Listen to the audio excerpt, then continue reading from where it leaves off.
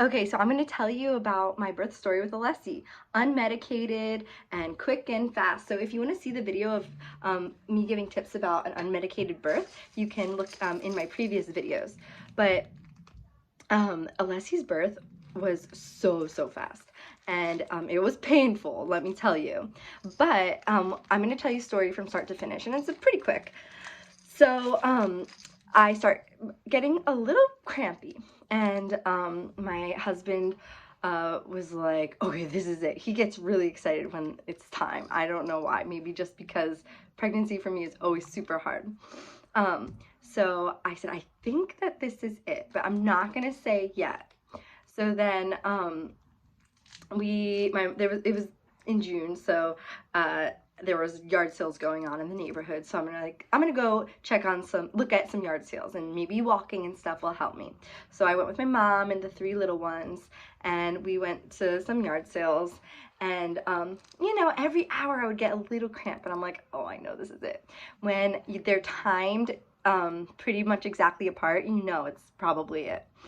So then I came home, and they were timed every like 45 minutes. And I'm like, all right, this is it. I'm gonna get the kids to bed, because at this point then it was like 8 o'clock, and I'm like, now I have to get the kids to bed because my mom is gonna stay with them.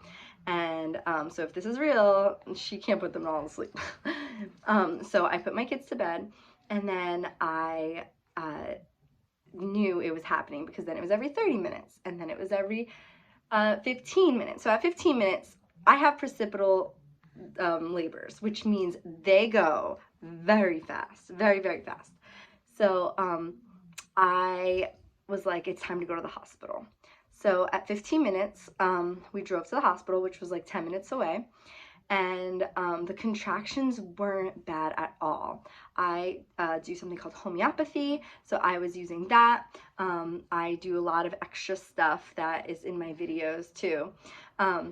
So we drove to the hospital, and I checked in, and honestly, I just like was strolling along. Like, it looked like I wasn't even in labor. So I go in, and here's the thing. I don't want to be checked, my cervix checked. And I know I'm a really hard customer sometimes when it comes to being at the hospital, but to me, I need my mind to be in the right spot for a very healthy labor. And that is number one over anything else. Is if my mind is not in the right spot, then this baby's not going to come naturally. And that's the thing. I can't have people tell me what to do. I know it could be annoying, and some things are there for safety, which I'm completely aware of and for. But this is number 4 that I'm having. No issues previously. Everything went so smoothly. No bleeding, nothing. So I went in, I said, I don't want my cervix checked. This was the reason. My second I got my cervix checked, I was only like 2 centimeters. She's like, go labor in the hallway. And, so they wouldn't admit me. I labored in the hallway. Within 15 minutes, I was having that baby. I did not want to repeat. So I said, if you check me, I know I'm not going to be far along. Like, I'm not going to be dilated. So I need you to not check me. And another thing is, if you check me and I'm not far along, my mind is going to play games on me, and the labor may not progress. So I know what I'm feeling right now. Let's just go with that, and can you admit me? You can see my previous 3 births that I had at that hospital, how fast they were. So can you admit me? The doctor she's a midwife, was so mean to me.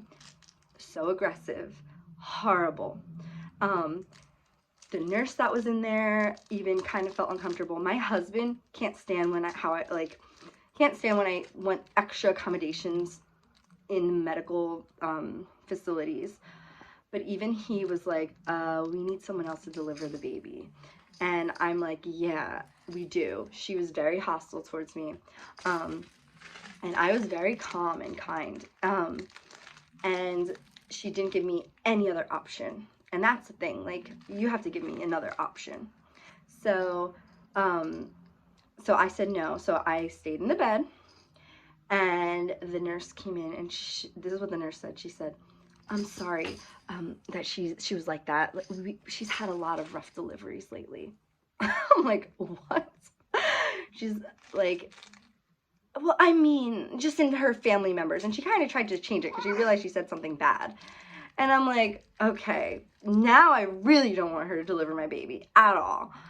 So I started panicking a little bit. And again, I'm like not even feeling the contractions, but they're happening every like 4 minutes at this point, so close together. So then they finally hooked me up to the fetal monitor. And oh wait, before this, I didn't get hooked up or anything. I then said, I need another doctor or midwife to deliver this baby. So they said, okay, we have a doctor on call. We'll get him in here. So the doctor came in, and he said, okay, you don't want your cervix checked. Okay, let's talk about it. And he explained like the benefits and whatever, and I explained my part, and then I made a deal with him. I said, okay, let's do this. I said, can you please, and I asked the other doctor to do this, can you check how close my contractions were for my last delivery? So he did. And he said, okay. So then I was hooked up at this point to the monitor. He said, how about when you get to this level of being close, we check you? And I said, okay. I only said okay because I knew, one, I wasn't going to be checked, because once they got that close, it was going to be time for me to deliver for sure, because my last one, it was just immediate. So I said, okay, fine, that's a deal. So we waited and waited, and by that point, if I was far enough progressed, then it wouldn't play mind games with me too, if he checks my cervix. I'd probably be dilated a lot. So then I said, can I just take a walk? And he's like, okay. So I took the walk, I came back, and I said, okay, I'm ready to have this baby now. And then I got on all fours on the floor in the like triage room, and they're like, we gotta get her to the room. They're like, do you think you can make it to the room? I promise, it was the longest trip ever. I got to the room. It was 11:48, and they said, okay, the doctor has an emergency C-section, so that midwife is actually gonna deliver your baby. And at this point, I'm like, okay, well, you need to get her in here, and we need to make things right before she delivers my baby, because we ended on a very bad note. She never came in, we never hashed it out. I'm like, we have to like make it a good delivery, or I can't, like, this is gonna be so bad. So, oh, bless you. So then the doctor, so then what happened was, my husband's like, do you think you're gonna deliver before midnight? I'm like, oh, no. There was like, 15 minutes to midnight. And so when I labor, I like to labor by myself in the shower. Leave me alone, everyone.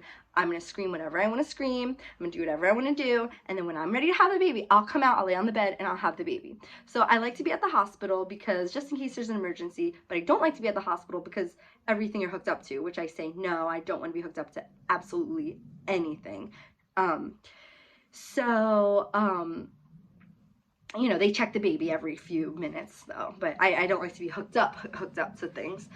So then I went in the shower, and like 5 minutes later, I'm like, okay, I'm having this baby. I gotta go on the bed right now. And she came out in like a second.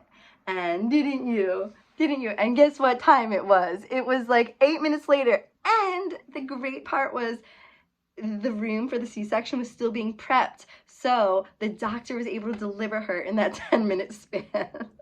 So I got that doctor, which was really awesome because he was great, and I was very timid about having a man deliver the baby, but he was amazing, and it was amazing, and he was very hands-off. He let me do what I needed to do, and the end, like, there we go. And I got a little gift, didn't I? The best gift in the whole wide world, along with Kinley, Brady, and Case. So that's my delivery story with Alessi. Yeah. So if you have any questions, leave them in the comments, and please like and subscribe our page. We are just a wholesome family, or wholesome videos. I don't know about family. Wholesome videos that will make you smile, because there's a lot of grief in the world, and so we want to make things happy for others, right, Alessi?